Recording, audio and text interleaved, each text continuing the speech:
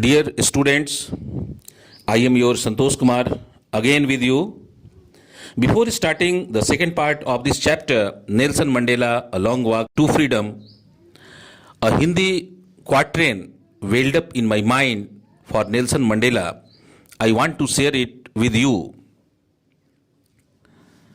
हवेली महल में फूस के छप्पर में रहती है, हवेली महल में फूस के छप्पर में रहती है, बड़े बूढ़ों के दम से रौनकें हर घर में रहती है, बड़े बूढ़ों के दम से रौनकें हर घर में रहती है। हमें तो जिंदगी के तजुर्बों ने इतना सिखाया है, इरादे हों बुलंद तो सफलता ठोकर में रहती है, इरादे हों बुलंद तो सफलता ठोकर में रहती है। Dear students, where does one start with this? The story of freedom fighter, head of the state and world leader Nelson Mandela, A Long Walk to Freedom.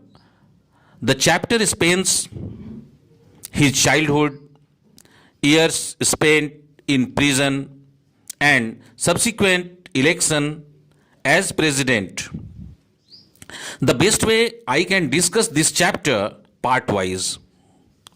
In the first part, I had told you about the pathetic condition of the blacks in South Africa due to apartheid.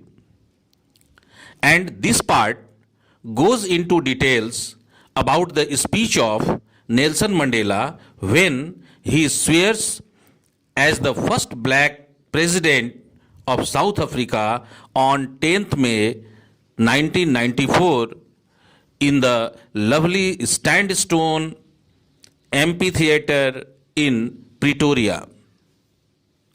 At the inauguration ceremony, there were a large number of international leaders to celebrate the end of apartheid system and to display their support for South Africa.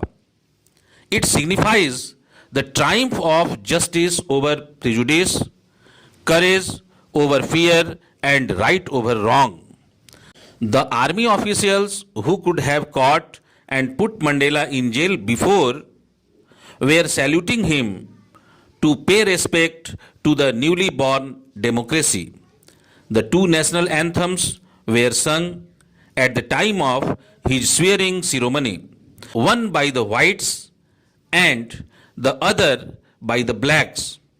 This symbolized the equality of the blacks and the whites. Nelson Mandela recalls back the history and pays homage to the national martyrs who sacrificed their lives for the sake of their motherland. He tells that the martyrs were the men of extraordinary courage, wisdom, and generosity. The country of South Africa is rich in minerals and gems, but the greatest wealth of the country is its people. He tells no one is born hating another person because of the color of his skin or his background or his religion. If the people learn to hate, they can be taught to love too.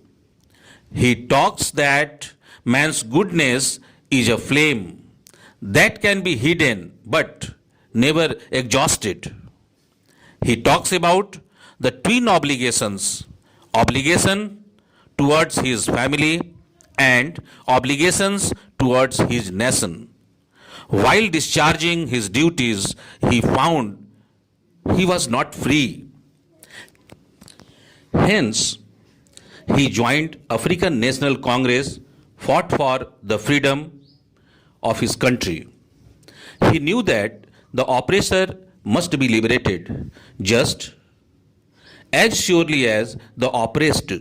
According to him, the oppressor and the oppressed are alike and both are robbed of their humanity. Thus, he thinks that the oppressor too is not free. Dear students, in the third part of this chapter, we will learn how did Mandela's understanding of freedom change with age and experience, and how did his hunger of freedom change his life. Thanks a lot for watching this part of the video, and for the next third part, like and subscribe my channel. Thank you.